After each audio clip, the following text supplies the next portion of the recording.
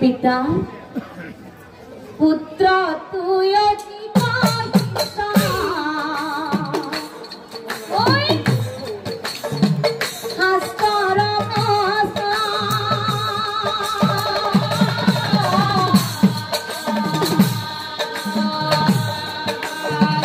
তোমার হিসাব মনে মনে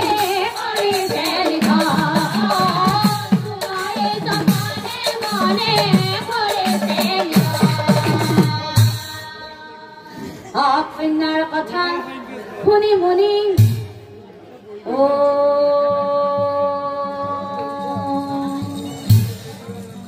ধ্যান করি